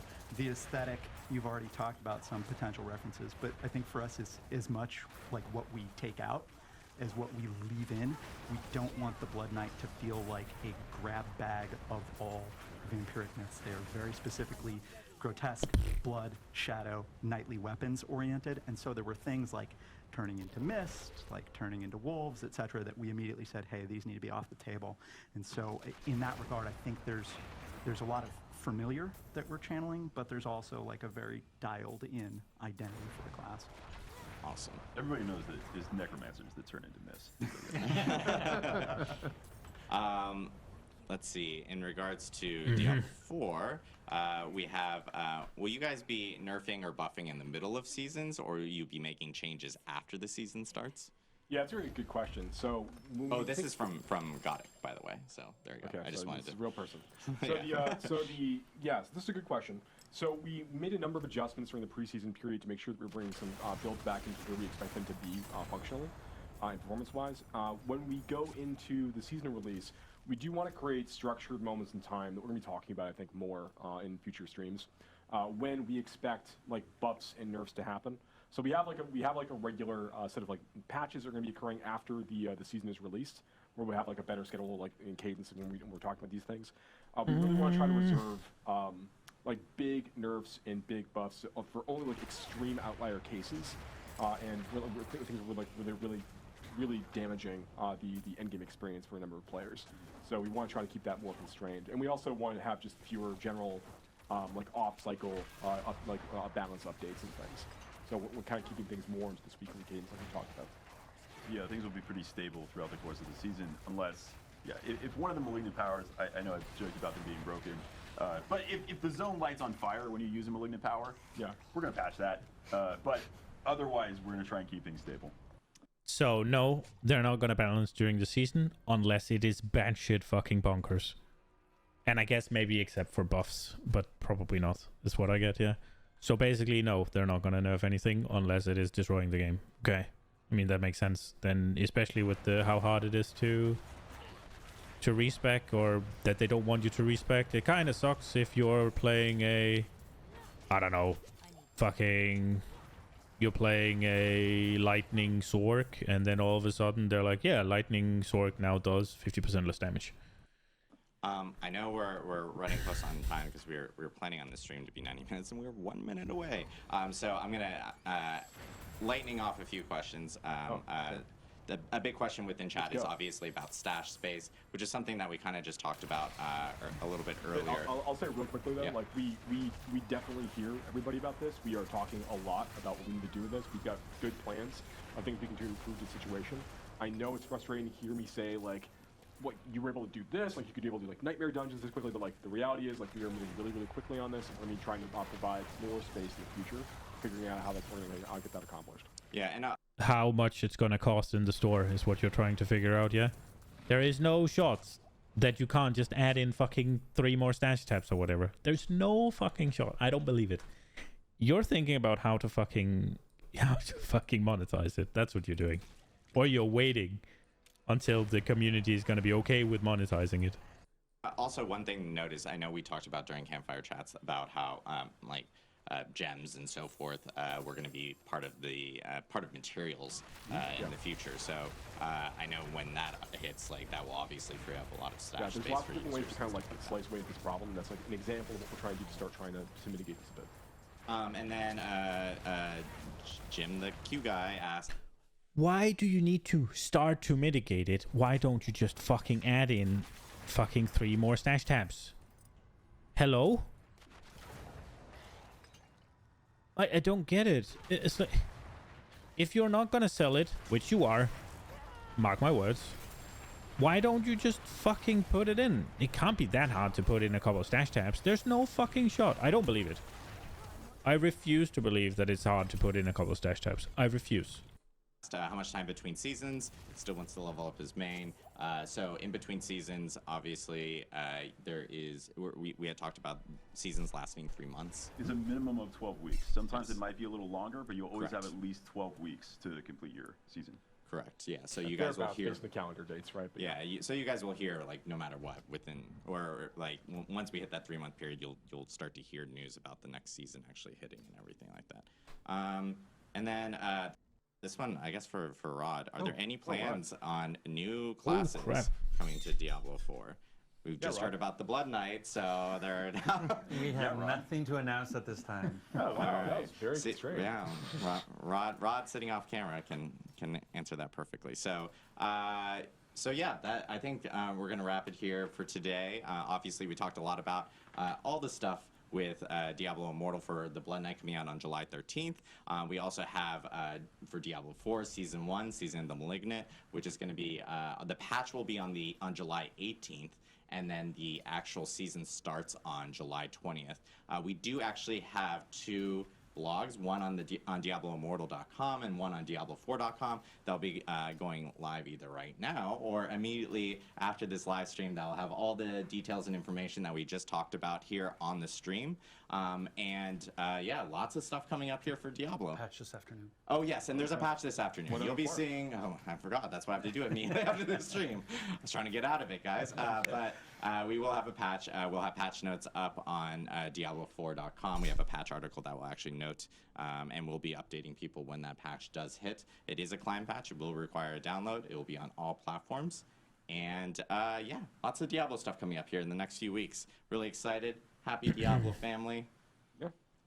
Tons of stuff coming up. I know we will be rating 2 Diablo content creators immediately after this stream. One on Twitch, which is Barricade, and the other one on YouTube, which is Killswitch. So make sure to tune into those guys. And thank you guys so much. Thanks for tuning in to the Diablo Developer Update live stream. And from everyone here on the Diablo team, we hope you have a wonderful weekend. Okay. Thanks, everybody. So, did they have a season? Here it is. Is this coming in? Yes, it is. Okay. Here we are. We're on the season. So this is the season. Is there anything more? Okay, learn more. Season features. New quest line. Okay, Sanctuary has been corrupted, overtaken with infection and turmoil, creating abomination that roam freely, but who is to blame for this new wave of corruption? Partner with Cormont, a former priest of the Cathedral of Light, to discover the source and stop... Yeah. So new power. Defeat these powerful corrupted enemies to harness their malignant hearts with over 30 new malignant powers to wield. Scour the malignant tunnels to search for the catalyst of corruption. Make your stand against Varshan the Consumed and uncover the secret of the malignant. Alright, so this is a new Lilith. Wait, so 6 new unique items. That's not a lot. 7 new aspects. So 6 new uniques and 7 new legendaries.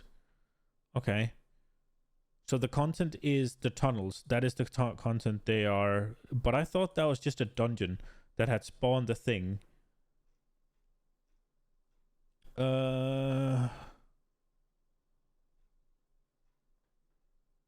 Okay, so yeah, these... I understood this. Season journey. Did they say how many of those secret blessings you could get? Hellish new looks. I don't care about that. Wait, really? Where is the tunnels?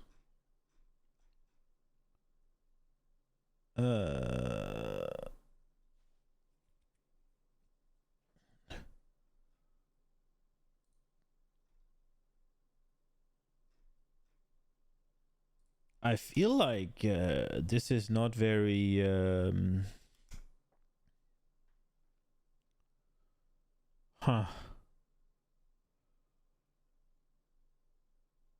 Okay, let's go back. Let's see if I can find it in the YouTube video then. See if I can find it in the YouTube video. Diablo 4. Where is it? This one. See if we can find it. It was... To make sure that we can actually Checked out. So in the world of Slayer, and if you want to guarantee it, man, I really need a very specific type of malignant part. How do I make that even more likely? That's when you take your crafted invoker, you go all the way to the end of a malignant tunnel, and you can use it on a malignant outgrowth. When you use it on that outgrowth, it now spawns that specific type of malignant. It's going to have the color associated with it of the heart you're trying to find. You kill that, and you're going to get the specific find. But look, this is just a fucking dungeon. This is not a new type of content. Look. This is a malignant tunnel, right? You see all the malignant shit on the sides. This is just... Dindai Hollow. Is that a thing? Dindai Hollow. I would assume it would be up here. Is Dindai Hollow a current dungeon? Or is that going to be a new one? I can't search for anything because this is a console game. I feel like it would be up here if it was.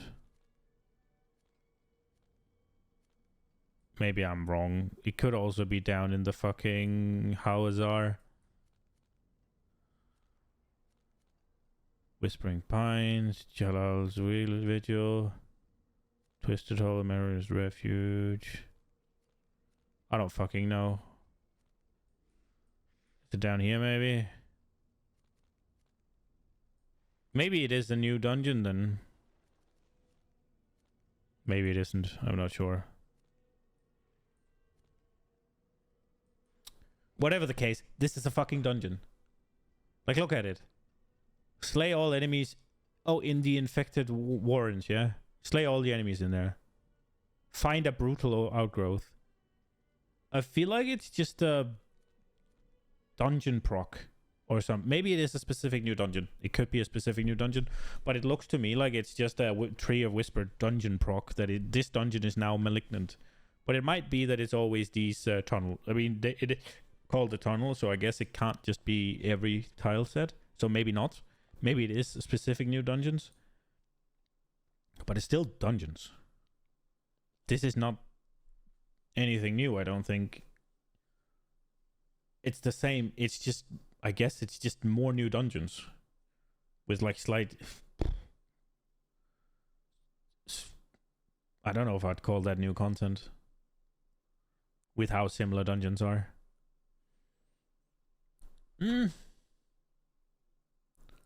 So basically the new content is that, these tunnels, and then a new boss. Vashan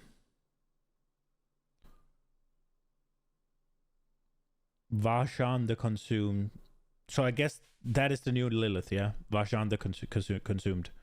So that is the new, that is the end boss of the campaign with this Cormund guy. And then they'll have a new Uber version of Echo of Vashan the Consumed or whatever that you can fight, I guess. That seems cool. I'm a little bit disappointed, not gonna lie. I was kinda expecting more. She looks cool though. Look at her. Disgusting, but cool. Or he, I guess. I'm not sure. It looks a bit feminine. I'm a little bit disappointed. Like, yeah. You get a new fucking thing. 32 powers. The one they showed me was literally you have a chance to make something a lightning rod that then pulses AoE lightning 4, and the damage was specified by the heart. That is fucking boring. It does nothing. It is just a proc damage. I don't see how you're gonna build anything around that. Unless you can scale it with your character, but even if you can scale that with your character, is that really that cool? And essentially it's just ring sockets, right? And I'm not looking forward to having to find an amulet with ranks of all defensive skills, with ranks of mastery skills, with cooldown reduction or whatever you're looking for, right? And the right color socket. Let's say you want to use 2 red ones and a blue. And then you get a green socket. That necklace is useless. It just made that 1 in 100, 1 in 1,000, 1 in 10,000 necklace have to roll a 1 in 3. I guess the green one would not be useless if you then use a one of those Omni hearts that could go in all sockets, but they were really rare. And when they say it's really rare, it's stuff like the Grandfather or Harlequin's Crests, which is you can play for 25 years and never see one. So I guess don't expect to get those, but maybe they're not that rare, but I fear they are. I don't know. I have nothing to base that on other than they said rare, and that's the same they said of those. Yeah, look here. One of the best places to acquire Malignant Hearts are in the new Malignant Tunnels. Highly replayable dungeons. It's the same shit. You didn't add a new... There's no new endgame content. It's just more dungeons.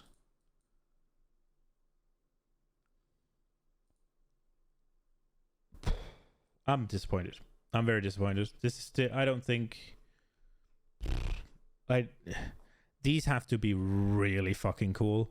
Or those uniques, the 7 new uniques, or 6 new uniques and the 7 powers, they have to be something special.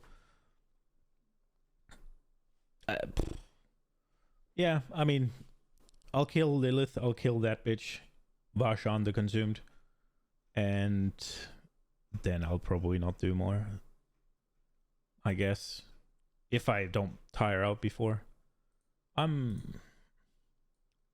I was very hopeful it needed to do something. Now I'm kind of disappointed. I wish that they would... For me, they have some easy wins. One, they could have fucking added Astaroth, and they could have added... what's the bitch? The Maiden of Anguish. What's her called? What's her face called? Andariel. Astaroth and Andariel, Uber bosses, easy win. You already have them in the game. Just need to add a few mechanics to them and add a way to access them. Boom. There you go. And then some sort of end game content to compete with Nightmare Sigils. If you'd added those things, you'd have gone above my expectations, but at least the new end game content to compete with Sigils. And I'm sorry, but adding another type of dungeon to compete with dungeons is not going to do it for me. It's the same shit. It is the exact same shit. Just fucking bring back rifts, I beg. I beg. Yeah, I am... I don't know. That has me not bueno. That has me not bueno. I am sedge. Well, hopefully it'll be good. Hopefully those Malignant Tunnels are more than I expect them to be. I think they're just gonna be regular dungeons with mobs that are covered in disgusting. And then you go to the end and you summon some sort of boss, and there you go, boom, done. Very, very disappointed. Very disappointed. I don't understand. Andariel and Astaroth Uber, easy win. They are adding a new one, so that's cool. I respect that. That's cool. I'm looking forward to her. Varshan the Consumed or whatever, corrupted, whatever she was. That looks cool. I'm excited for that. But looking at grinding Nightmare Sigils to 100 again, and then, like, what do you do? Because there's only one thing to do once you hit 100 right now, and it's Uber Lilith. You've been doing everything else. There's no World Tier 5. They didn't add anything. I think they should. Like, after, when you hit Tier 4, and then there's just 40 levels of the same. Why is there not one for 80 to 100? Or 90 to 100? Or 85 to 100? Why is there not a new tier for that? It's just the same shit. Yeah, I don't know. This is for me though. I hope you enjoyed it.